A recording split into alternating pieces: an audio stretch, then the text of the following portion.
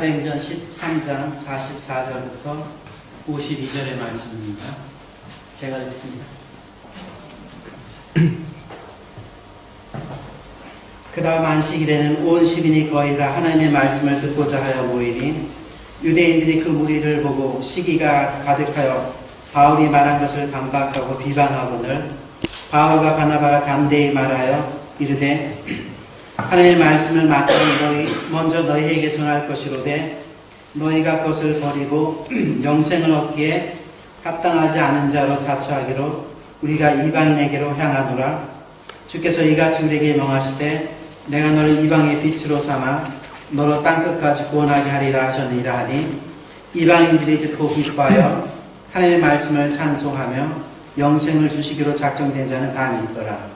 주의 말씀이 그 지방에 두루 퍼지니라. 이에 유대인들이 경건한 귀부인들과 그 시내 유력자들을 선동하여 바울과 바나바를 박대하게 하여 그 지역에서 쫓아내니 두 사람이 그들을 향하여 발에 티끌을 버리고 이고니온으로 가거늘 제자들은 기쁨과 성령이 충만하니라. 아멘. 기도하겠습니다. 하나님, 이거 부르면 한민교회에서 선교 공예를 할 수 있도록 하나님께서 기회와 은혜를 베푸시니 감사를 드립니다. 이번 기회를 통해서 우리 모두가 전하는 자로서 또 파송하는 자로서 함께 주님의 지상명령 성취에 동역할 수 있는 기회가 되게 하시고 우리의 삶의 전 부분들을 하나님께 의탁하는 결단의 과정과 시간들이 되도록 인도하여 주시길 원합니다. 오직 하나님만이 영광을 받아주시길 원하고 예수님의 이름으로 기도드립니다. 1991년도에 총신대학원에 입학을 해가지고 교육전도사로 갔었던 곳이 서울의 필동이라는 곳이었습니다. 충무로와 가까운 곳이 있었고 그리고 대한극장이 있었고 또 지금은 자신의 생명을 아쉽게도 빼앗긴 최진씨라는 그런 연예인부터 시작해서 소위 연예인들이 많이 있는 그 지역에서 교육전도사를 했었는데 그 교회의 이름이 뭐였냐면은 한민교회입니다. 지금은 필동에서 성내동으로 이사를 갔습니다. 그래서 한민교회 하니까 이것은 저하고는 개인적으로 조금 남다르지 않은 그런 개념을 가진 교회입니다. 선교 부분에서 참 마음의 부담을 많이 느낍니다. 왜냐면 저는 그 부흥회를 제가 인도하는 그런 스타일과 목소리도 작고 그런 부분들에 대해서는 자신이 없는 사람입니다. 그래서 선교 부흥에서 굉장히 사실 두렵습니다. 그리고 이것 때문에 사실은 개인적으로 3주 정도 많이 고민하면서 준비를 했습니다만은 어떻게 소화를 해야 될지 제 개인적으로 좀 부담이 됩니다. 4번에 걸쳐서 하게 되는데 오늘은 선교에 대한 전반적인 그림을 좀 그렸으면 좋겠다고 해서 사도행전을 통해서 선교가 주체가 누구인지를 생각해보고 그 다음에 선교의 역사를 좀 우리가 한번 잠시 나눠보고 그 다음에 현 세계에 또 돌아가는 세계의 나라들 그리고 왜 선교를 해야 될 것인가를 좀 잠시 생각하는 시간도 좀 갖고 싶습니다. 그리고 내일은 선교의 필요성들 우리 모두가 선교사님들에 대해서 한번 생각을 하게 되고요. 그리고 제가 사역하고 있는 헝가리와 또 제가 하는 사역들에 대해서 좀 사진들을 좀 보여드리는 시간이 될 것 같고요. 그 다음에 주일날 새벽에는 왜 선교를 해야 되는지에 대해서 말씀을 드리고 싶습니다. 그래서 동기에 대해서 좀 생각해 보고요. 그 다음에 주일 예배 때는 함께 선교에 참여할 수 있는 부분들 아마 제가 내일 간증할지 주일날 간증할지 모르겠습니다만은 그래서 간증과 포함해서 저 자신에 대해서 여과 없이 이렇게 좀 하나님께서 영광을 받아주시겠지만은 개인적인 것을 통해 제 개인의 삶을 통해 하나님께서 어떻게 하나님의 일들을 이루셨는지를 조금만 이렇게 좀 고백하고 싶은 시간들을 갖고 싶습니다. 오늘 사실은 제가 말이 좀 워낙 못하는 스타일이기도 하지만은 그 정영현 안수시장 등에서 제육볶음하고 불고기하고요. 그 다음에 해물된 요리하고 된장찌개하고 콩나물하고 두부가 들어간, 제가 좀 헝가리에서는 좀 맛보기, 경험하기 어려운 그런 음식들 너무 많이 먹어서 사실 제가 제 인격이 포화 상태가 돼가지고 말이 혹시 잘못 나오더라도 양해 좀 구하고 싶습니다. 사도행전에 보게 되면은 증거라는 말이 30회 이상 나오고 있습니다. 그 사실은 우리에게 참된 교회는 증거하는 교회라는 것들을, 그리고 모든 그리스도인들은 주님의 증인이 되라고 부르셨다는 것들을 상기하게 합니다. 사도행전은 그리스도께서 성령으로 제자들을 통해서 어떤 일을 하고 계신지를 보여주고 있기도 합니다. 오늘 그 부분에 대해서 우리가 먼저 말씀을 통해 좀 나누고 싶습니다. 사도행전 1장 8절을 보시게 되면 우리가 잘 아는 내용이 있습니다. 거기에 보시게 되면 주님께서 십자가에 못 박혀 죽으셨다가 3일 만에 부활하시고 나셔서 40일 동안 하나님 나라 일을 말씀을 하셨습니다. 그리고 나서 그들에게 말씀합니다. 1장 8절 보면 오직 성령이 너에게 임하시면 너희가 권능을 받고 예루살렘과 사마리아와 땅끝까지 이르러 내 증인이 되라고 하는, 우리가 잘 알고 있는 성경 말씀을 주님께서 공포하셨습니다. 그러면은 이 주님이 약속하시고 주님께서 말씀하셨던, 공포하셨던 이 말씀이 어떻게 성취되고 진행되었는지를 잠깐 사도행전에서 우리는 묵상하고 나서 우리가 성경에 대해서 생각해 보겠습니다. 2장 1절 보시게 되면은 이런 얘기가 나옵니다. 오순절 날이 이미 이름에 그들이 다 같이 한 곳에 모였더니 호련히 하늘로부터 급하고 강한 바람 같은 소리가 있어 그들이 앉은 온 집에 가득하며 마치 불의 혀처럼 갈라지는 것들이 그들에게 보여 각 사람 위에 하나씩 임하여 있더니 그들이 다 성령의 충만함을 받고 성령이 말하게 하심을 따라 다른 언어들로 말하기를 시작하니라, 이런 표현을 쓰고 있습니다. 1장 8절의 말씀을 먼저 생각하기 전에 1장 4절에 보시게 되면은 사도와 함께 모이사 그들에게 공부하여 이르시되 예루살렘을 떠나지 말고 내게서 들은 바 아버지께 약속하신 것을 기다리라. 요한은 물로 세례를 베풀었으나 너희는 몇 날이 못되어 성령으로 세례를 받으리라 하셨느니라 하는 표현을 썼습니다. 요한은 물 세례를 베풀었지만 너희들은 며칠이 못되어서 성령으로 세례를 받는다고 약속을 하셨습니다. 2장 1절에 보시게 되면은 유대인의 3대 절기 중에 하나인 오순절을 지키려고 천하 각국에서 온 사람들이 온 시기에 하나의 사건이 발생하게 됩니다. 1절에 보면 오순절 날이 이미 이름에 하면서 오순절의 표를 쓰고 있습니다. 그리고 2장 4절에 보면 그들이 다 성령의 충만함을 받고 성령의 말하게 하심을 따라 다른 언어들로 말하기를 시작했다고 얘기합니다. 몇 날이 못되어 성령으로 세례를 받으라고 1장 5절에 나와 있는 말씀이 불과 10일 만에 성취되는 것을 볼 수가 있습니다. 그런데 성령으로 충만하게 된 것으로 끝난 것이 아니라 그 일의 역사가 나타나는 것을 보십니다. 2장 5절을 보시면은 그때 경건한 유대인들이 천하 각국으로서 와서 예루살렘에 머물러 있더니 해서 경건한 유대인들이 천하 각국에서 왔다고 얘기했습니다. 이스라엘에서만 온 것이 아니라 천하 각국에서 왔습니다. 그들에 대한 국가들, 지명들은 2장 9절부터 나와 있습니다. 10절, 11절까지 바데인, 메데인, 엘라민, 메소포타미아, 유대, 갑바도기아, 본도, 아시아, 부르기아, 감빌리아, 에구, 구레네, 각각 리비아, 로마로부터 온 사람들까지 해서 그레데인, 그리스인까지, 아라비아 사람들까지 해서 천하 각국에서 왔다고 얘기합니다. 여기서 보게 되면은 경건한 유대인들은 이방 지역에 흩어져 살면서도 종교적인 전통을 훌륭하게 보존하는 유대인을 얘기하고 있습니다. 그리고 유대교에 들어온 사람이라는 것은 유대교로 개종한 이방인들을 얘기하고 있습니다. 이 모든 사람들이 어디로 오게 됩니까? 예루살렘에 머물게 됩니다. 그런데 1장 4절을 보면은 예루살렘을 떠나지 말라고 얘기하고 있습니다. 천하 각국에서 온 유대인들이 서로 다른 말들을 할 수가 있었는데 그들이 어떻습니까? 다락방에 모였던 그 사람들이 성령의 충만을 받고 서로 다른 언어로 말하기를 시작했었을 때에 천하 각국에서 온 그 사람들에게 어떻게 합니까? 그 나라 사람 방언으로서 말씀이 증거되는 것을 볼 수가 있습니다.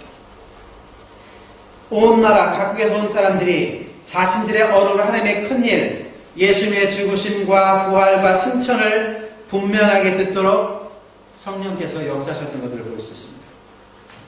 전파되는 내용이 하나님의 구속사역에 있어서 너무나 중요하기 때문에 이런 기적을 통해서 세계 각지에서 온 사람들과 혈통과 언어의 장벽에도 불구하고 통역 없이 바로 알아듣게 하셨던 것들을 볼 수가 있습니다. 성령의 충만의 목적을 하나 생각해 본다면 여기서 그리스도를 높이고 온 세계에 전파하기 위함임을 우리는 여기서 한번 확인할 수 있다는 겁니다. 제자들은 어떻습니까? 두려워가지고 도망갔던 사람들이 성령의 충만함을 받고 담대하게 복음을 증거하게 됐습니다. 예수님을 3번이나 부인했던 베드로가 어떻게 됩니까? 2장에 보이게 되면은 14절부터 해서 그가 강하게 말씀을 합니다. 그래서 2장 38절을 보면은 그런즉 이스라엘 온 집을 확실히 알지니 너희가 십자가에 못 박힌 이 예수를 하나님이 주와 그리스도가 되게 하셨느니라 하면서 도망갔던 베드로가 강하게 성령의 충만을 받고 하나님의 말씀을 14절부터 쭉 선포했던 것들을 보게 됩니다. 그리고 37절 보면은 그 말을 들었던 사람들이 마음에 찔려 베드로와 사도들에게 물어 형제들을 우리가 어찌할꼬 이런 고백을 하도록 만들고 있는 것을 볼 수 있습니다. 성령의 충만함은 말씀을 바로 깨닫고 전도하는 것으로 나타나는 것을 볼 수가 있습니다. 그리고 또한 중요한 것은 성령이 어떤 특별한 지도자들에게만 임재한 것이 아니라 요엘서 2장 28절부터 32절 말씀처럼 남녀에 상관없이 나이에 상관없이 계층에 상관없이 막론하고 모든 백성에게 물 붓듯이 주어졌던 것들을 볼 수가 있습니다. 선지자들만이 경험했던 예언이나 환상과 꿈을 누구나 체험할 수 있다는 것은 이제 누구나 이제는 하나님과 직접 교제함으로 하나님의 뜻을 알고 권세 있게 하나님의 말씀을 전할 수 있게 되었다는 것입니다. 이 일이 지금 어디서 일어나고 있습니까? 예루살렘에서 진행되고 있었습니다. 그렇다면 한번 8장을 한번 우리 살펴볼 필요가 있습니다. 8장에 보시게 되면은 7장에서 스데반 집사가 순교를 당하게 됩니다. 거기에 회심하기 전이었던 이 사울은 그의 죽음을 당함을 마땅히 여겼다고 표현하고 있는데 그날의 예루살렘에 있는 교회에 큰 박해가 있어 사도 외에는 다 유대와 사마리아 모든 땅으로 흩어지라는 표현을 쓰고 있습니다. 성령의 충만을 받고 하나님의 말씀을 증거했는데 그때 스데반 집사 증거하다가 순교를 당하고 그리고 예루살렘에 있는 교회에 뭐가 있다고 얘기했습니까? 박해가 있는데 성경에는 그 앞에 접두사 큰이라는 표현을 써서 큰 박해, 죄송합니다. 코딱지만한 박해가 아니라 큰 박해가 일어났다는 거예요. 그래서 사도들 빼놓고 모든 사람들 어떤 것, 유대와 사마리아와 모든 땅으로 흩어지겠습니다. 교회가 안정이 되는 것들을 그래서 그곳에서 안심하고 있게 하지 않은 것을 볼 수 있습니다. 핍박을 통해서 흩어지게 되니까 어떻습니까? 8장 4절을 보십시오. 핍박을 통해 흩어진 사람들이 뭐합니까? 뭘 다녔습니까? 어딜 다녔습니까? 브레멘을 다녔습니까? 두루 다니며 복음의 말씀을 전했다고 얘기하고 있습니다. 그리고 5절 보면은 빌립은 이방인이라고 터우시에 있었던 사마리아 성에 가서 그리스도의 말씀을 백성들에게 전파했다고 얘기하고 있습니다. 그리고 또한 이디오피아 내시도 복음을 받게 된 것을 볼 수 있습니다. 여기서 한번 생각을 해보십시오. 핍박을 통해서 흩어졌던 사람들이 하나님의 말씀을 증거하신 걸 봅니다. 1장 8절과 8장 1절의 지면을 한번 생각해 보십시오. 어떤 차이가 있습니까? 어떤 비슷한 점이 있습니까?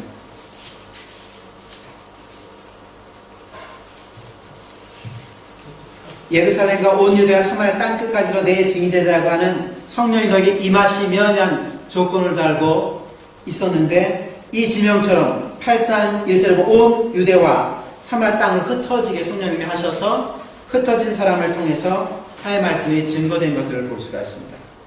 조금 전까지 했었던 천하의 경건한 각국에서 경건한 유대인들이 와서 놀라운 역사에 일어났던 예루살렘이었지만은 지금은 이제 흩어져서 유대와 사마리아 땅까지 해서 복음들을 증거하는 것들을 볼 수가 있습니다. 교인들은 쫓겨나면서도 복음을 전했고, 빌립은 밥 먹겠던 사마리아 사람들에게 담대히 전했던 것을 볼 수 있습니다. 그리고 예수님은 헬라파 유대인이었던 빌립 집사를 통해서 성령의 인도를 받아서 자신의 약속을 이 사마리아 땅에서 시행하게 하셨던 것을 보게 됩니다. 예수님께서는 그분의 하나님 나라의 통치 영역에서 어떤 세상적인 차별과 장벽도 허락하지 않으셨다는 것을 알 수 있습니다. 그리고 그 하나님은 이방인이었던 나에게까지도 하나님의 백성으로 삼으셨던 것들을 우리는 알 수 있습니다. 10장을 한번 보십시오. 거기에 보게 되면은 가이사랴에 고넬료라 하는 사람이 있으니 이달리아라 부데라 하는 군대의 백부장이라는 표현을 쓰였습니다. 고넬료에 대해서는 아마 추후에 다시 좀 말씀을 좀 드리고 싶습니다. 이탈리아 사람인 이 사람에게도, 이방인인 이 사람에게도 후에 베드로를 통해서 복음이 그에게도 선포되는 것들을 볼 수 있습니다. 그리고 그것이 이제 오늘 읽었었던 13장은 어떻게 됩니까?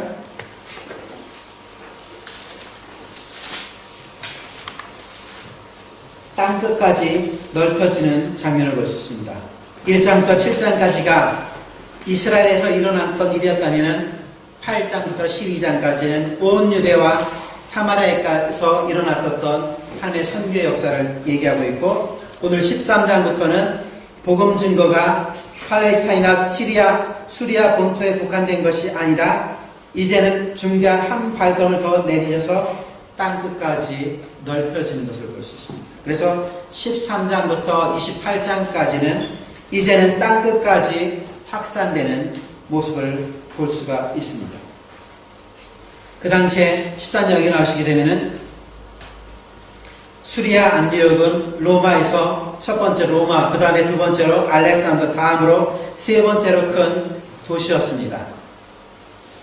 그리고 11장에 보시게 되면은 19절부터 해서 30절까지 보게 되면은 이곳에서 그리스도를 따르는 분들이 처음으로 그리스도인이라, 11장 26절에 보시게 되면은 제자들이 안디옥에서 비로소 그리스도인이라 일컬음을 받게 되었더라 하는 표현을 쓰고 있습니다. 이곳에서 그리스도인이라고 불림을 받게 됐습니다. 여러분들에게 설명해 드렸지만 지금까지 설명한 것은 성령님께서 기독교의 확장에 신기원을 열어놨던 것들을 저는 여러분들에게 말씀하고 싶어서 이 얘기를 꺼냈었습니다. 성령이 말씀하시는 것이 13장에 이야기되고 있습니다. 한번 보시겠습니다. 2절 보십시오. 13장 2절에 주를 섬겨 금식할 때에 누가 이르셨다고 했습니까? 성령이 이르시되, 요즘 말하면은 교회 담임 목사님이 이르시되 해가지고 얘기한 것이 아니었습니다. 내가 불러 시키는 일을 위하여 아주 특정한 사람 바나바와 바울을 따로 세우라고 말씀하셨습니다. 내가 불러 시키는 일, 이것은 두 글자로 줄이면 선교를 얘기하고 있습니다. 안디옥 교회에 하나님께서는 너희는 나를 위하여 바나바, 사울을 따로 세워 내가 그들에게 맡긴 일을 행하게 하라고 말씀하십니다. 하나님께서는 외방 선교 사업을 위해서 회당 중에서 가장 훌륭한 사람들을 요구하셨습니다. 그리고 교회는 어떻습니까? 이곳에 보시면은 3절에 이에 금식하며 기도하고 두 사람에게 안수하여 보내니라 하는 표현을 쓰고 있습니다. 교회는 어떻습니까? 성령께서 말씀하시니까 그 성령의 음성을 듣고 순종하고 준비를 했습니다. 그리고 하나님의 명령이 지시된 것을 그들은 3절 보시면 아시겠지만은 금식하고 기도하고 그리고 나서 그들을 보내는 것을 볼 수 있습니다. 회당에서 금식하고 기도하는 기간이 끝나자 하나님의 부르심을 확신하고 이것에 순종할 준비가 된 두 사람을 안디옥에서는 안수해서 그들을 선교사라고 보냈습니다. 바나바와 사울, 이 바울은 교회를 통해 성령에 의해 보냄을 받았습니다. 그래서 안디옥 교회는 바나바와 사울의 선교사에게 동참한 것을 볼 수 있습니다. 이렇게 선교사역은 안디옥의 기도회에서 탄생을 했습니다. 그리고 바나바와 사울은 이제 안디옥 항구 실루기아 피에리아로 내려가서 배를 타고 바나바가 출생한 섬인 구브로로 향합니다. 이것이 1차 선교 여행의 출발입니다. 그리고 이제 이 사도행전의 저자인 누가는 그간 사울이라고 불렀던 이 인물을 이제는 로마식 이름인 바울로 부르기 시작을 하게 됩니다. 성령의 보내심을 받은 그들은 이제 배를 타고 구브로로 떠나고 그리고 5절 보시게 되면은 나옵니다만은 거기서 하나님의 말씀을 전했다고 얘기합니다. 로마의 통상 요충지인 이 남쪽 갈라디아의 비시디아 안디옥 여러 도시에 복음을 전하고 첫 안식일을 회당에 방문해서 설교를 하게 됩니다. 그리고 나서 그들에게 성경과 역사를 함께 제시하면서 성경에서 미리 말씀하신 예수님의 죽음과 부활을 전한 후에 예수님의 이름으로 죄사함을 얻으라고 말씀하면서 삶과 죽음 사이 속에서 선택할 것을 호소하는 것이 38절부터 41절에 나와 있습니다. 결국 바울의 설교는 회당에 모인 유대인들과 하나님을 경외하는 이방인들 많은 사람들에게 감동을 주고 그 많은 사람들이 결과적으로 복음을 믿게 되었습니다. 그리고 그 참석한 사람들이 주위 사람들에게 소식을 전하면서 더 듣게 해달라고 간청을 하게 되고 그리고 44절을 보게 되면 안식일에는 온 성이 거의 다 하나님의 말씀을 듣고자 하여 이방인의 큰 무리가 모여서 회당에 모였다고 얘기합니다. 그렇지만은 사탄이 이렇게 가만히 있지는 않습니다. 유대인들은 시기심이 차가지고 바나바와 바울을 비방하고 선교 사역을 방해하는 것을 볼 수 있습니다. 그러면서 바울과 바나바는 이제부터 이방인들에게 향하노라 선언하면서 그 근거로서 이방인의 선교하게 되는 내용을 근거가 이 47절에 나와 있습니다. 주께서 이같이 우리에게 명하시되 내가 너를 이방의 빛으로 삼아 너로 땅끝까지 구원하게 하리라. 이런 표현을 쓰였습니다. 이사야 49장 6절의 말씀을 인용해서 그들은 주께서 우리를 이방의 사도로 보냈다는 것을 얘기합니다. 주께서 이같이 우리를 명하시되 47절에는 이런 표현을 쓰고 있습니다. 이 말씀은 예수님이 바울과 바나바가 예수 그리스도의 빛을 반사해서 세상에 빛들로 나타나게 하셨다는 것입니다. 결국 이방의 빛으로 바울과 바나바는 선교 사역을 하고 그 말씀을 증거하고 동시에 핍박이 일어나게 됩니다. 그래서 그 지역에서 쫓겨나는 것들이 13장 50절에 나오게 됩니다만 그러나 그들이 발에 티끌을 떨어내리면서 이고니로 가지만은 제자들은 기쁨과 성령이 충만했다면서 그러면서 그들은 어떻습니까? 담대히 복음을 증거했습니다. 그것이 13장부터 28장까지 나와 있고 로마서 15장 19절 이하에는 사도 바울 선생이 이런 표현을 쓰고 있습니다. 내가 예루살렘으로부터 두루 행하여 일누리곤까지 그리스도의 복음을 현만하게 전하였노라 이야기하였습니다. 설교의 본문들이 좀 길어졌습니다만 이 정도로 하고 우리는 선교에 대해서 좀 다시 한번 생각해 보고 싶습니다. 그들이 선교사로 파송을 돼서 선교사를 감당을 하고 있습니다. 선교사라는 단어는 라틴어의 미토에서 유래됐습니다. 그것은 to send라는 의미를 가지고 있습니다. 보내다는 의미를 가지고 있습니다. 그리고 이것과 같은 헬라어 말에는 아포스텔로라고 하는 말이 있습니다. 이 아포스텔로도 역시 보내다라는 의미를 지니고 있습니다. 두 단어의 근본 의미는 동일합니다. 선교사의 역할은 제가 선교사이기 때문에 그런 것이 아니라 아주 중요합니다. 우리가 잘 알고 있듯이 그리스도를 위한 대사라고 합니다. 더 거창하게 얘기한다면 선교사는 우주의 주권자의 개인적 사절입니다. 개인적으로 대학을 다니면서 외교관이 되고 싶은 마음에서 외국고시를 준비를 했었습니다. 준비를 하는데 제 마음에 그거 준비하는 목적 중에 하나가 뭔지를 생각나는 시간이 있었습니다. 버스를 타고 집으로 가던 신천에서 버스를 타고 쭉 영등포 쪽으로 가고 있었는데 네가 왜 의시에 그 당시에 지금 모르겠습니다만 외국고시가 20명인가 30명 굉장히 작게 뽑았습니다. 행정고시가 한 100명 뽑고 사법고시가 300명 뽑는 시대였는데 거기에 내가 된다면은 아주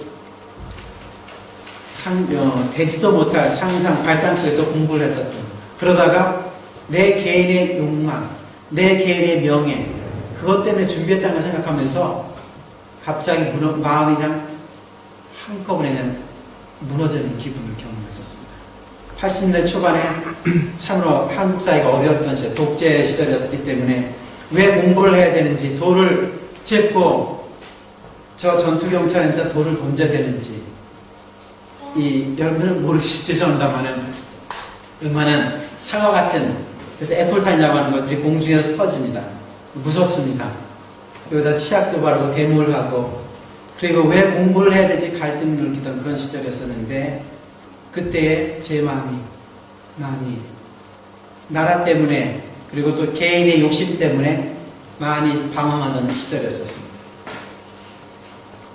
제가 선교사를 그리스도를 위한 대사라는 표현을 쓰다가 제가 좀 잠시 흥분해가지고 격길로 빠져들었습니다만은 그 일 있고 난 후에 군대를 가게 되고 군입대를 해서 3년 동안의 유예 기간을 갖자 생각하면서 결국 이제 지금 현재 선교사 오게 됐었다면은 하나님께서 저를 보내셨던 사건들을 조금 내일이나 주일날 좀 말씀을 드리겠습니다만은 선교사 중요한 역할 중에 하나는 그리스도를 위한 대사라는 표현입니다. 두 번째는 진리의 사자라는 표현을 쓸 수도 있고 사랑의 사도라는 표현을 쓸 수도 있고 평화의 사제라는 얘기도 할 수도 있고 문화의 운반자라고 얘기할 수도 있습니다. 문화 운반자 하니까 조금 여러분들에게는 선교사라는 개념에는 어울리지 않을 거라 생각하지만은 선교의 역사를 생각하게 된다면 이것이 의미가 있을 수 있습니다. 주님이 세운 교회는 역사적인 단체인데 그 교회의 시작이 언제 시작됐냐면 사도행전에 나온 것처럼 오순절에 시작이 됐습니다. 그리고 이 주님의 교회는 주님이 재림할 때까지 그 행로를 믿음의 행로를 달려갈 것입니다. 오순절과 재림이라는 두 사건 사이에서 교회의 주된 임무는 복음을 온 세상에 전하고 모든 족속으로 제자를 삼는 것인데 이 기독교 선교는 그렇다면 시간과 공간 안에서 그 활동의 중심성을 갖습니다. 신학은 교회와 그 선교가 지니는 두 가지 최종 목적지를 설정하고 있습니다. 시간과 관계가 하나가 있고 두 번째는 공간과 관계가 있습니다. 시간으로 얘기한다면 역사적인 문제이고 이것은 종말을 향해서 가기 때문에 시간적인 의미에서 표현할 수 있고요. 두 번째로는 땅끝까지 미친다는 선교의 차원을 생각한다면 공간적인, 지리적인 문제이기 때문에 공간적인 활동, 그래서 시간과 공간 안에서 그 활동의 중심을 갖는 것이 기독교 선교입니다. 근데 저는 오늘은 시간적인 개념 속에서 한번 생각을 해보겠습니다. 오순절에서 시작된 그 교회가 하나님의 일들을 감당을 쭉 해오다가 4세기부터 18세기까지는 어떤 방법으로 이 선교가 이루어졌냐면 어떤 문화적인 그런 부분에서 많이 이루어졌었습니다. 그 당시에는 4세기부터 18세기까지 거의 대부분의 선교사들은 수도사들이었습니다. 수도원 운동이 대부분의 선교적이었다고 판명이 됐지만은 그 수도원 운동 중에서 몇 가지 중요한 운동들이 하나 있습니다. 그 중에 하나는 네스토리우스라는 교회입니다. 경교라고 하는데 이것은 서방 유럽에서는 이단으로 취급을 받았는데 이것을 배출한 베네딕 베네딕트 운동이라는 것이 있습니다. 원래 베네딕트 운동은 목적은 선교적인 아니었지만은 기독교가 전파되지 않은 지역에 모범적인 공동체를 형성해서 중부와 유럽으로 이동하는 양아인들에게 신앙을 가르쳐주는 역할들을 했었습니다. 그리고 이곳에서 결국은 네스토리안들은 파생이 됐는데 소아시아 반도에서 시작해서 아라비아, 인도, 중앙아시아를 거쳐서 중국까지 이동해 갔었습니다. 그리고 그들은 그곳에서 5세기부터 13세기까지 번창하는 일들이 있었습니다. 그리고 그곳에서 또 한 곳에 그들은 알파벳을 가르쳐줘서 문맹자인 사람들에게 그 터키족이라든가 몽골족, 만주족 이런 사람들에게 네스토리안 언어인 시리아어를 갖다가 그래서 파생된 알파벳을 가지고 그들 언어들을 쓸 수 있도록 했습니다. 그리고 또 하나는 정교도를 얘기할 수 있는데 이 정교도들은 발칸 북쪽을 지나서 러시아까지 가게 됐습니다. 그 중에서 이 정교회 하면은 오토독스 수도사들은 콘스탄틴과 그의 형제인 메소디우스가 발칸 지역으로 가가지고 성경을 번역하고 교회를 설립하면서 그곳에서 알파벳을 보완해가지고 키릴 문자, 시릴 문자를 오늘까지 사용하도록 하게 한 문화적인 개념의 전달자이었습니다. 그리고 또 하나의 중요한 운동 중 하나는 켈틱 운동입니다. 이 켈틱 운동은 아일랜드를 지나서 스코틀랜드와 영국까지 가게 됐습니다. 패티니라는 유명한 선교사가 있었는데 그가 영국에서 아일랜드로 돌아와서 그리고 나서 여러 세기 동안 지속될 만한 켈틱 선교 운동을 개시를 하게 됩니다. 그것이 선교 열정과 교육의 원천이 되게 합니다. 그리고 그의 패트릭의 영적인 후예들은 아일랜드에서 스코틀랜드로 그 다음에 영국의 수준 낮은 지역으로 갔다가 대륙으로 해가지고 이곳 바로 여러분이 살고 있는 중부 유럽까지로 이동을 하게 됩니다. 그리고 그들은 또다시 이동을 해서 스칸디나비아 지방에 가서 그들을 갖다 미기한 야만족들을 갖다가 또 개종시키는 도구가 되기도 합니다. 그리고 이 사람들은 또 카롤린과 르네상스 시대에는 켈틱 전통의 수도원들이 생겨서 교육과 변화의 중심지 역할들을 감당하게 됩니다. 그리고 이 켈틱 운동의 나중에 통해서 어떻게 되냐면은 프란치스코라든가 도미니크 회라든가 예수의 운동으로 연결이 됩니다. 그래서 이 처음에 4세기부터 18세기까지 대부분 수도원 운동을 통해서 선교사들의 사역들이 문화적인 것들과 병행돼서 진행이 됐었습니다. 시간이 참 많이 갔었습니다만은 개신교 선교운동의 선구자들을 좀 살펴보고 싶습니다. 시간 사실은 준비한 것들은 오늘 소화할 분량이 A4로 21장이더군요. 제가 세봤더니 그래서 지금 9시 다 해가지고 도저히 감당할 수가 없을 것 같아서 좀 스킵하고 좀 부분적으로 하겠습니다. 개신교 운동을 갖다가 한번 우리는 생각해 볼 필요가 있습니다. 1500년부터 1700년 사이에 로마 카톨릭 교회가 이교 세계에서 얻은 개종자의 수가 유럽에서 개신교 교회에게 빼앗긴 성도 수보다 더 많은 기간이었었습니다. 그 종교개혁을 여러분들께서는 아시겠습니다만 이것은 좀 생략을 하겠습니다. 종교개혁 이후에 많은 사람들이 개신교로 돌아오게 되었습니다. 그러나 1500년부터 1700년 사이에는 그 빼앗긴 성도들보다 더 많은 이방인들을 카톨릭 사람들이 선교를 해서 더 얻게 되는 역사가 되었습니다. 왜 종교개혁 이후에 개신교는 그 2세기 동안에 다른 주변 나라의 선교 활동을 거의 참여하지 않았는가는 우리는 물음표를 좀 갖게 됩니다.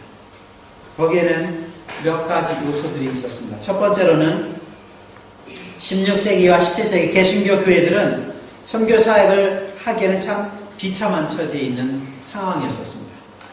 로마 교와의 전쟁을 통해서 계속 고통을 가지고 왔었고 그 결과는 별로 얻은 것이 없었습니다. 그리고 카톨릭 교회는 반종교 개혁을 시작을 해가지고 그것을 통해 가지고 개혁교회에 이뤘던 많은 땅들을 다 회복하게 됩니다. 그리고 독일에서 30년 전쟁은 어떻게 됩니까? 경제적으로 사회적 혼란을 빠뜨리면서 개신교 교회들은 생존의 문제가 시급화제가 되었기 때문에 선교까지 갈 수 있는 상황이 못 되었습니다. 그래서 루터파와 또 개혁교회 교회 안에는 서로 죽이는 전쟁이 일어나는 비극적인 일들이 있었습니다. 그래서 개신교 선교가 1500년, 1200년 사이에는 별로 하지 못하게 된 첫 번째 이유 중에 하나였습니다. 두 번째로는 아시아와 아프리카 및 신세계 선교지로부터 유럽 개신교가 고립이 되었기 때문에 선교 활동을 방해받을 수밖에 없었습니다. 이 얘기는 뭐냐면은 카톨릭 국가, 그 당시 강력한 국가였던 스페인과 포르투갈이 종교개혁 이후에 탐험을 하면서 식민지 건설에 앞장을 섰습니다. 그러면서 그들은 어떻게 했냐면은 해외 식민지에 관심을 가지면서 그곳에 선교사들을 보내서 그것을 점령하면서 카톨릭을 전파하게 됩니다. 반면에 개신교였던 네덜란드라든가 영국은 무역에는 관심이 있었지만은 선교에는 별로 관심이 없었습니다. 심지어는 네덜란드나 영국에 무역에 관심 있는 사람이 이방 나라, 다른 나라에 가 있었을 때 그곳에 있는 사람들을 위해서 목회자를 청빙을 했었을지 몰라도 그곳에서 선교하지 못하도록 했었습니다. 카톨릭은 점령하면서 복음을 증거했지만은 개신교는 그렇게 하지 못하는 안타까움이 있었습니다. 세 번째로는 카톨릭 교회는 아까 잠깐 말씀드렸지만은 수도회 같은 조직을 통해 가지고 복음을 문화적인 개혁과 함께 복음을 증거를 했는데 개신교 안에는 이 카톨릭과 같은 수도회 같은 조직이 없었습니다. 그렇기 때문에 어떤 개신교 선교를 더디게 할 수밖에 없는 상황이 됐었습니다. 하지만은 그럼에도 불구하고 16세기 후반에 여러 가지 운동도 일어나게 되는데 그 중에 우리가 몇 가지 중요한 운동 중에 하나가 청교도 운동이 하나 있고요. 또 모라비안 운동이 있었고 웨슬리언 복음주의적인 운동들을 우리는 생각해 볼 필요가 있습니다. 청교도들은 우리가 알고 있습니다마는 핍박을 통해서 그들이 다른 나라 미국으로 가게 됩니다. 그래서 복음을 증거하고 진실한 기독교 생활에 초점을 두고 살았습니다. 그리고 그들 중에서 존 엘리어트라는 사람은 미국의 뉴 잉글랜드에 가서 복음을 증거하게 되고 어떤 선교사는 인디언들에게 그들의 언어 성경을 번역하면서 기독교 마을을 형성시켜주면서 청교도들이 운동을 하면서 복음을 증거를 했었습니다. 두 번째로 개신교 운동 중에 또 하나 선교도에 생각할 것은 경건운동입니다. 이것은 17세기에 30년 전쟁 후 독일이 황폐화되었었습니다마는 빈부격차가 심했고 기독교 이해와 기독교 생활 수준이 굉장히 낮았던 때에 기독교 신앙의 신조들을 선포를 했었지만은 선교에 대해서는 별로 관심이 없었습니다. 그때에 신학 공부를 하던 사람 중에 어떤 분이 있었냐면은 필립 야곱 스펜서라고 하는 사람이 있었습니다. 그가 프랑크푸르트에서 목회자가 되었는데 그들을 볼 때 그 프랑크푸르트 교구문의 사람들이 상태가 너무나 비참함을 알아서 설교가 끝나고 나서 설교에 대해서 토의를 하게 되고 성경 공부를 시키고 기도와 상호 간의 협조를 위해서 돕기 위해서 그룹으로 만들어서 그의 집에 초청을 했는데 그의 적들이 경건주의라고 부르면서 경건주의가 시작을 하게 됩니다. 그리고 이 경건주의자들이 그렇게 생활했었을 때에 작센주에 있었던 대학에 이 경건주의 운동파 사람들이 입학을 하려고 했는데 입학을 불허했었습니다. 그래서 입학을 불허해서 따로 세운 대학이 뭐였냐면은 할레 대학입니다. 이 할레 대학은 그 후에 작센의 대학들이 이 사람들의 입학을 거절하자 세운 대학이었는데 경건주의의 중심지가 됐고 18세기에 선교사에게 본부가 되었었습니다. 그래서 그 당시에 죽었던 메말랐던 정통주의의 유럽교회와 형식주의에 대한 새로운 혁명적인 것을 바로 경건주의 운동이었습니다. 이 사람들은 어떤 것을 했었는 그 당시에 드물었었던 여자아이들을 포함한 가난한 아이들 위한 학교를 설립하고 그리고 고원을 설립하고 기관들을 창설해서 그것을 통해서 신앙으로 유지를 시켰고 이것은 어떻게 됐냐면 나중에 우리가 알고 있는 고아의 아버지는 조지 뮬러가 영국 브리스톨에서 고아원사역을 시작을 했었는데 이것에 영향을 주게 된 운동이 있었습니다. 그리고 중국 내지 선교의 모델이 되게 된 운동이 되었습니다. 그리고 아시아로 여기서 최초로 개신교 선교사들이 파송을 했는데 이것도 바로 경건주의 운동에서 나왔었습니다. 덴마크의 치겐 발트라고 하는 사람이 자기가 죽을 때까지 1719년까지 인도에 머물면서 힌두인들의 신앙과 그들의 삶을 공부해서 그들을 위해서 성경을 번역을 하게 되고 교회를 세우고 그리고 인디언 목사들을 안수를 주면서 출판사를 세우고 2개의 학교를 세우면서 선교를 하게 됩니다. 이것이 바로 또 경건주의 운동에서 배출한 선교사들이었습니다. 그리고 또 하나 우리가 생각할 것은 모라비아 사람들입니다. 1467년에 박해를 받았던 존 후스의 추종자들이 발도파 사람들과 모라비아 사람들과 하나 단결해가지고 연합형제단을 형성시켜가지고 그들이 1722년에 작센으로 이주를 하게 됩니다. 그리고 나서 이주했던 그곳에 스페너의 가손이라고 하는데 이게 뭐라 합니까? 대자란 표현을 쓰던데 그 영적인 손자라고 표현해야 될지 모르겠습니다만은 진센도를 그 맥자하게 도움으로 그의 땅이었던 영지였던 드레스덴 근처에서 피난처를 마련해가지고 그곳에서 새로운 운동을 시작하게 됩니다. 그리고 그들은 주목할 만한 운동을 하게 되는데 100년 동안 매일 24시간 연속 기도 운동을 하는 사람들로 알려지게 됩니다. 그리고 14명당 한 사람을 선교사로 파송하기도 합니다. 물론 이들에게는 약점들도 있었습니다. 선교사들이기도 했었습니다만 그들의 대부분들은 기술자라든가 농부였기 때문에 교육적 기반이 좀 약한 그런 게 있었고 결혼을 했기 때문에 부양할 가족이 있었습니다.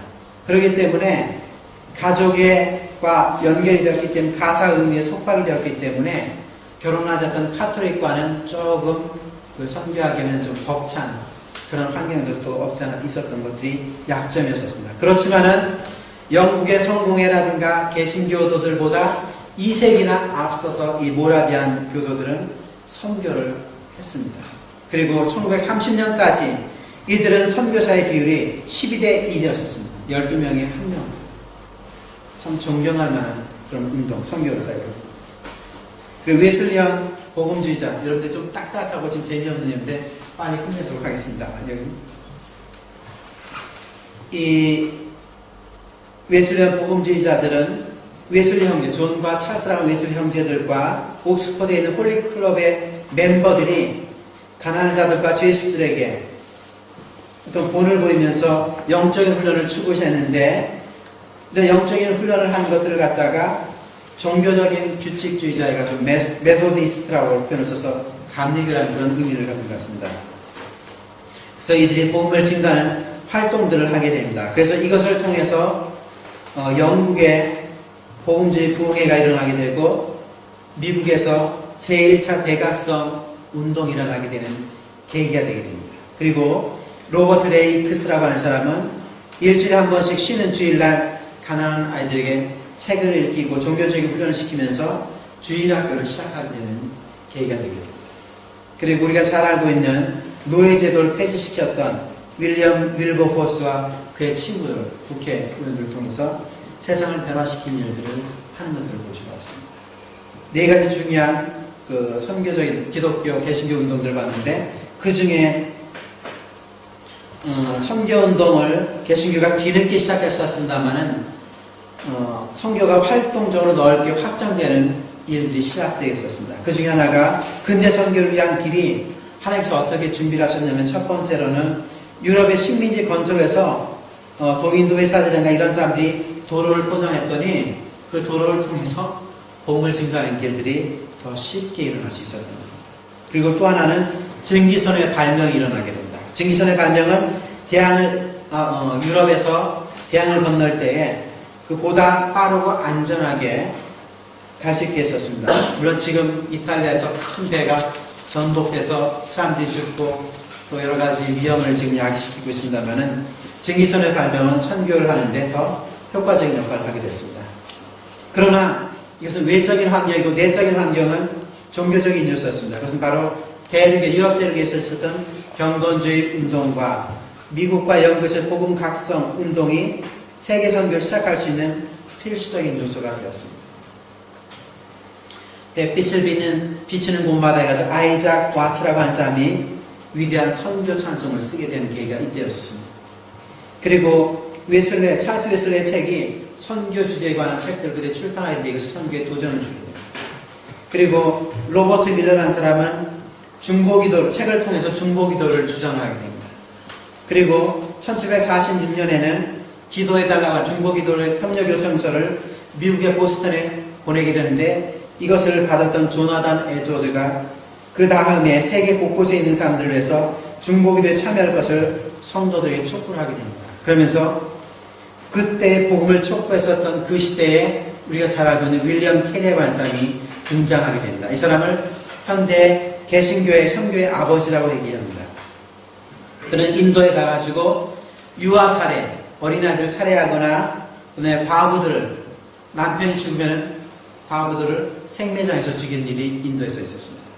그리고 또 문둥병자들을 갖다가 산채로 해가지고 생매장에서 죽이는 일들이 인도에서 다반사에 일어나는 그런 잘못된 것들을 계속 타파해가는 그런 사회개혁을 시도를 하게 됐었습니다.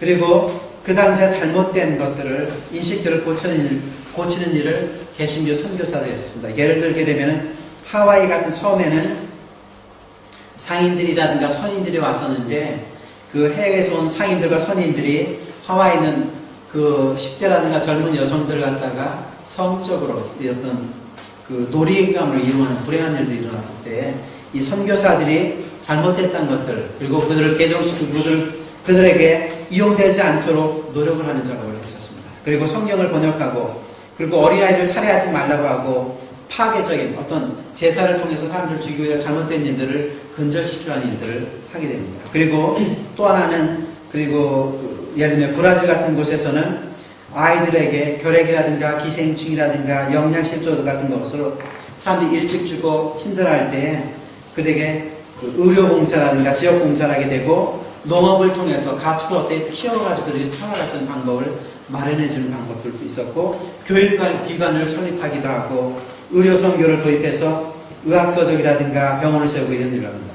그리고 소외되고 억압받은 자들을 돌보는 일들을 하게 되고 고아원과 결핵을 퇴치하거나 그리고 여성들은 죄송한다마는 인격적인 대우를 받지 못했을 때 여성의 권리와 지위를 향상시켜주는 일들을 하게 되었습니다. 그러면서 선교사들이 이렇게 사회적인 부분들과 종교, 영적인 부분들에서 선교사학들을 감당하게 됩니다. 개신교 선교는 늦게 시작이 됐습니다. 그리고 1802년도에 미국에서는 사무엘 밀스라는 사람에게 하나님께서 복음을 모든 족속에 전하라는 소명을 주셨습니다. 그리고 나서 그가 그 소명에 4년 후에 응답을 해가지고 신학교를 가게 됐고 그리고 그 친구들과 함께 기도하러 가다가 갑자기 천둥과 폭풍을 만나게 되어가지고 비바람을 피하기 위해서 건초더미 위에 피신을 했는데 그곳에서 기도를 해가지고 세계선교에서 기도하게 되어서 건초더미 그룹이라는 이름으로 기도 모임이 알려지게 되었습니다.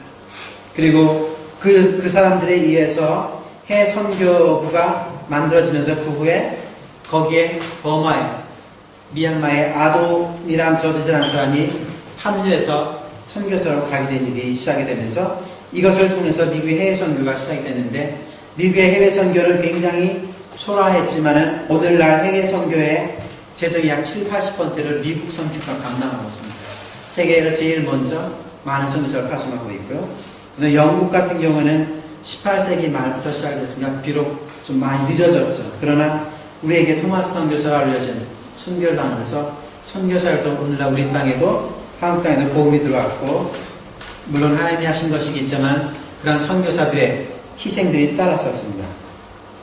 그리고 무엇보다도 개신교 국가들이 19세기에 들어서 그러니까 사실 개신교 선교 역사가 그렇게 길다고 생각할 수는 없는 것 같습니다.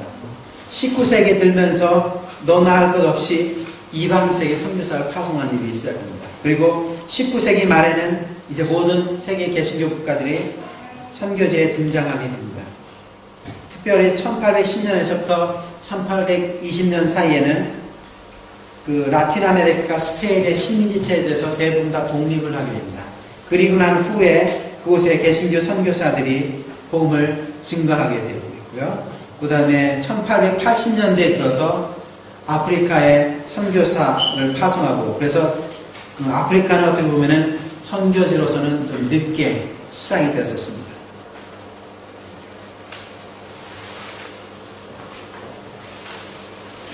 시간이 10분이 많이 지났면 한 15분 정도 더 여유가 있는데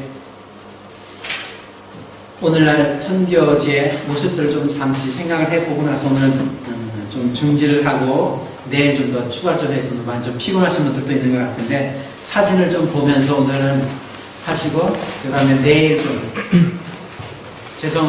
제정신이 좀 더 들면은 좀 더 좋은 것도 좀 하셨으면 좋겠습니다. 며칠간 제가 인터넷을 통해 가지고 세계 선교에 관련된 사진을 찾으려고 노력을 했었습니다만은 한정된 것은 있습니다만은 가급적이면 여기에 있는 사진들을 좀 보시면서 기도를 요청하고 싶어서 좀 하겠습니다. 예, 아무거나 좀 해주시면. 예? 아무거나? 예, 예.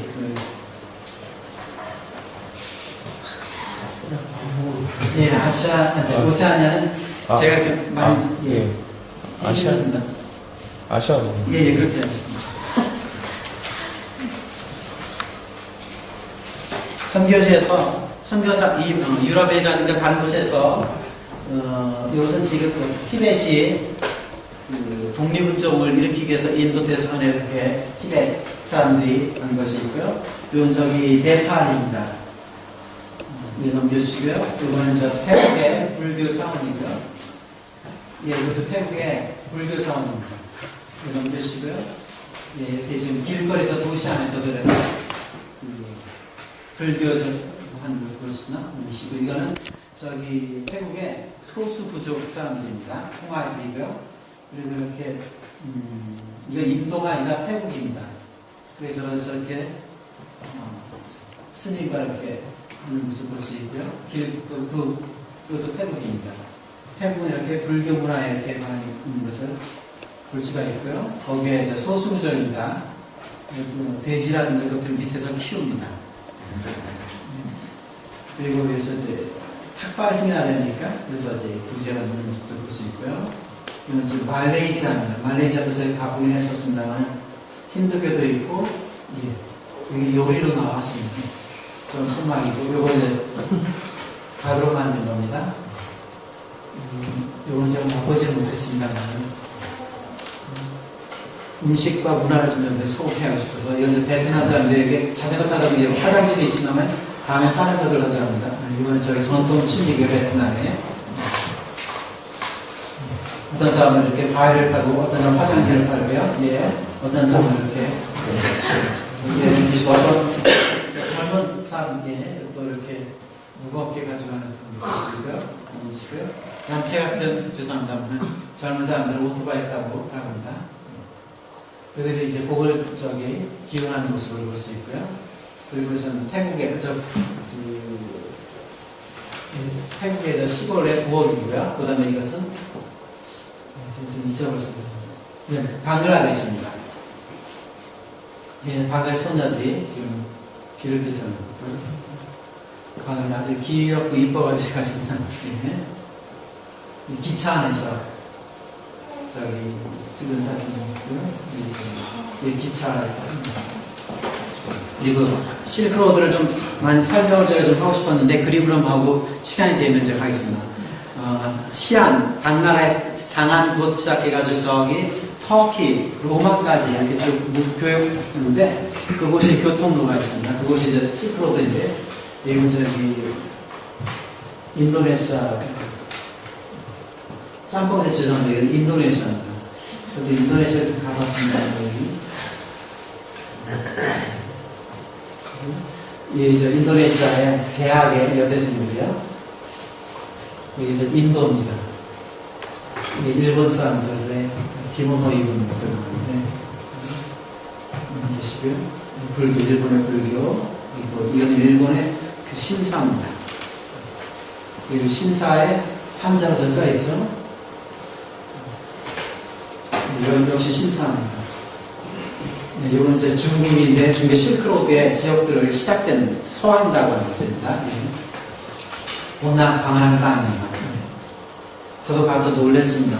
아직 조금밖에 보지 못했습니다. 보시고요. 중국 사람의 전통 옷들이고, 그 다음에 여기서 그곳에도 그러나 교회가 있습니다. 예, 중국 교회입니다. 삼자교회라고 할 수 있겠죠. 저도 예배를 한번 참석해 본 적이 있었어요. 예. 이 시가 그들 이제 전통극을 하고 있는 모습이고요. 그리고 태국인 같고요. 태국인. 이건 짬뽕 맛도 있고, 제가 좀 원래 관심이 원래 문남성 쪽에 티벳에 있었는데, 여기 외국인들이 쉽게 출입하는 지역은 아닙니다. 여기는 이제 여기도 실크로드 쪽인데, 인도도 실크로드에 해당이 있습니다. 중국을 넘어서 저기 7,700m 산을 넘어가는 지역이고, 이로까지 한국 사람들이 가가지고, 이건 제가 자료를 넌 크리스천한다고 불렀었습니다. 외지까지 가지고 버스 타고 고생하면서 때는 지갑 돈 안 나가면서 이 사람 인도의 소수부전들 이렇게 정리하고 어떤 사람은 그 사진 보면 돌로 깔았습니다. 저기 작은 돌 만드는데 인도 사람입니다. 인도의 저기 사람이 나무 뗄감이고 이거는 저기 국경 지역이고요. 인도의 국경 지역이고 아까 그것은 아시아 제가 설명하려고 하는데 아시아 굉장히 나라가 많습니다. 넘기시죠. 그리고 이것도 인도 아이들인 거죠. 꼭 중국 사람 같은데 인도입니다. 그리고 저기가 인도의 저기 사원입니다. 닭발승이고요. 태국이고요. 이거 티벳에서 독립운동을 요구하는 사람들이고요. 티벳은 굉장히 땅이 넓습니다. 저기 넓습니다. 거기 저기 넘기시고 다른 걸좀 보시겠습니까? 참고로 추천하고 싶은 것은 패트릭 슈턴에 쓴 아시안 기도라는 책을 보게 되면은 비교적 정확한 정보들이 많이 나와 있습니다. 세계 정보 기도라는 책을 보고 실크로드 한번 보셔주십니까?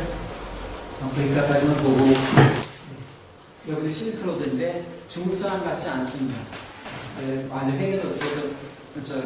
회족 사람을 한번 만나봤습니다만은 이게 실크로드를 넘어가는 산입니다. 굉장히 높습니다. 7,000m가 넘는 산이에요. 다 이 실크로드의 코스입니다. 그 당시에 실크로드 안에 있습니다. 굉장히 중요한 역할을 했고 이게 모슬렘 국가가 아니라 중국입니다. 그 신강이라는 곳이라는 데에서 우르무치라 이런 곳들 보면은 있습니다. 사원들이요. 그 우르무치라 이곳에 보면 이 사람들이 먹는 음식입니다. 만두 비슷하게 하고 있고요. 실크로드를 한번 생각해 보시죠. 저는 불교 해초 스님입니까? 이쪽을 통했다는데 한번. 그게 바로 그 실크로드 시작되는 서안, 저기 뭡니까? 진슈안이죠. 실물은 저 얼굴이 다 달라고 예. 그리고 그 서양의 그 옛날 도시 모습이 지금 있고요. 실크로드 안에 있는 중국 지역이고요. 이런 것을 통과해서 무역과 종교가 전가되다고 생각해 보십시오. 1세기에 무역상련과 불교 선교단을 통해서 중국 불교가 들어왔습니다. 이 실크로드를 통해서. 회교도 들어왔고요. 참 안타깝죠. 기독교. 그 중국의 모슬렘 교도들입니다. 중국입니다. 그들이 먹는 양꼬치입니다. 그 사람들이 또 먹는 별로 맛은 없습니다만은 이것도 저희 지금 실크로드의 한 시골 지역으로 지나가는 모습이고요. 그에 사는 제 칼 이름을 잊어버렸습니다. 유명한 칼 이름입니다. 이거는 지금 그 회교적 저기 이슬람 사람들 무덤입니다. 다 이게 지금 중국 땅에 있습니다. 신강이라든가 우르무치 이런 곳에서 주제품 상황이고 이것도 중국에 있는 회교도 사람들입니다. 그래서 저렇게 언제든지 넘기시고요.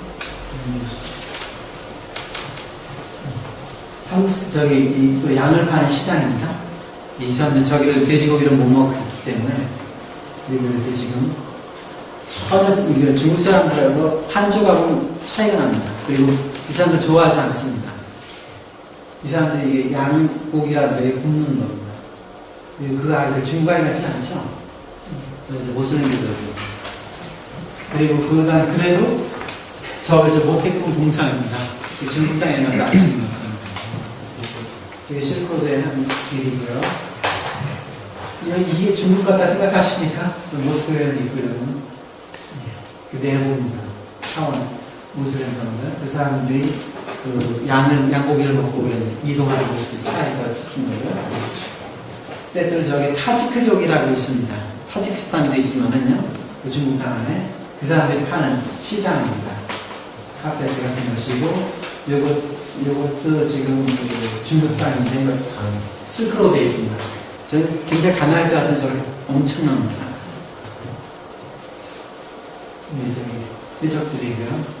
이걸 보면 참 아쉬움이 많이 남습니다. 보험이 얼마나 증가됐으면 얼마나 좋을까요? 예. 그 사람들이 살고 있고요. 예.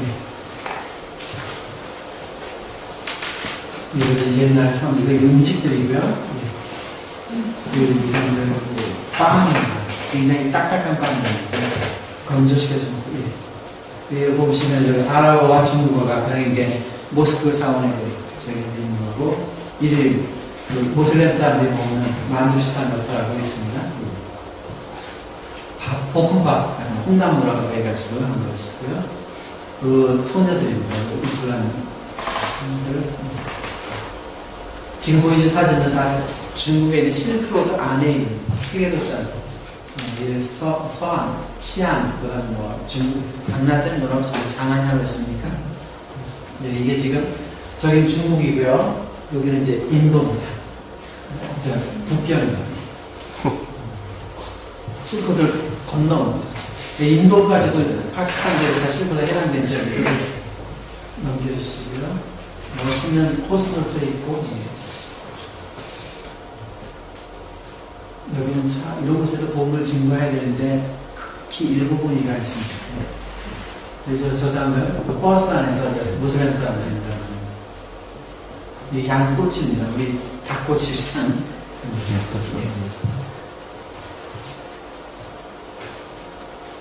길거리에서 볼 수 있는 저희 동네에서도 가끔 볼 수 있습니다. 저 사람 말고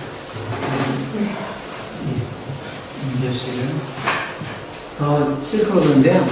차가 막 저기 빗물에다가 뭐 바위 걸으면 차가 이렇게 쭉 쓸 수밖에 없습니다. 이렇게 보면 점점 어떻게 해서 보험을 짓는 이 사람들이 이겨보험을 짓는 생각. 이거는 지금요 실크로드에 기차 타고 가는 모습입니다. 한 시간에 저거 한다. 그 열 몇 시간 타니까 저렇게 안 될 수가 없어요.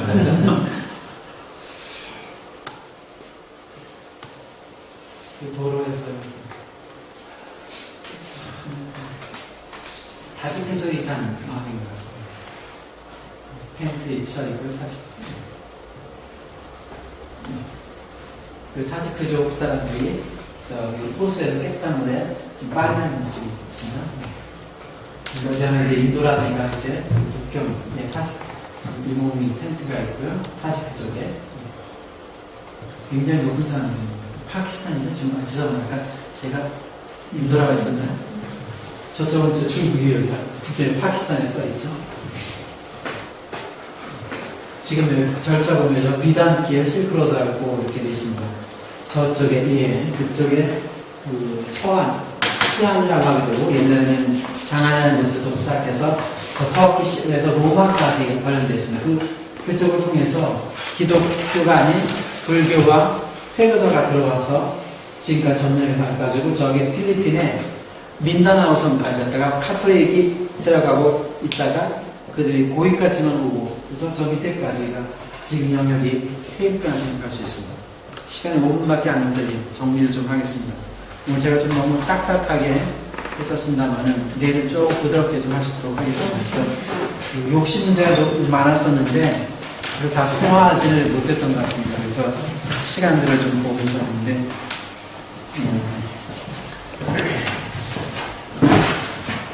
사실은 제가 이슬람교에 대해서 좀 여러분들에게 설명을 드리고 실크로드에 대한 역사적인 배경이라든가 국가적인 상황 이걸 설명하면서 하려는데 시간이 안 되는 것 같아가지고 이것을 좀 유보를 좀 시키고 개인적으로 하든지 아니면 어떻게 될지 모르겠어서 내일 하든지 하도록 하겠습니다. 정리를 좀 할게요. 선교에 대해서 생각할 때 하나의 필요에 따라 이루어지는 것이지만은 이 선교를 어떤 일을 과업을 성취한다 생각하지 않았으면 좋겠고 오해하는 부분들이 우리 하나가 있는데 그것은 현재 이루어지고 있는 많은 선교 사역의 약점 중에 하나가 뭐냐면은 앞으로 해야 될 것이 주님께서 이미 하셨던 것들보다 더 크다고 하는 그래서 우리가 이것을 해야 된다고 하는 그런 생각하는 건 잘못된 겁니다. 그러면 주님이 하신 일들은 축소될 수밖에 없습니다. 선교사를 너무 과대 포장하지 않으셨으면 좋겠고 선교를 너무 거창히 생각하지 않으셨으면 좋겠습니다. 내일은 우리가 왜 저뿐만 아니라 여러분들도 선교사인지를 한번 성경적으로 역사적인 부분을 살피면서 하겠습니다만은 선교의 생각을 하시면서 그것이 결코 남의 일이라 생각하지 않았으면 좋겠다는 생각을 하게 되고요. 하나님의 목적과 계획 속에서 이루어진 선교를 우리가 내일부터 생각을 하고 오면서 마지막에 주일날 오늘까지는 우리가 주님 앞에서 우리가 하나님께 쓰임받을 수 있도록 우리가 고백할 수 있는 시간이 됐으면 좋겠습니다. 기도하고 마치겠습니다. 하나님, 우왕좌왕하게 오늘 얘기를 했었습니다면 선교의 주체이신 성령님께서 또 하나님 사도행전을 통해서 우리에게 선교에 대한 개념들을 알게 해주시니 감사드립니다. 우리 성령의 역사와 성령의 중요성들을 생각하게 하시고 또 선교에 대해서 우리가 다시 한번 생각하면서 우리 모두가 전인격적으로 우리의 몸과 마음을 바쳐 주님께 헌신할 수 있는 저희 브레멘 한민교회 성도들이 될 수 있도록 축복하시고 인도해 주시길 바랍니다. 감사하며 예수님 부영합니다. 네.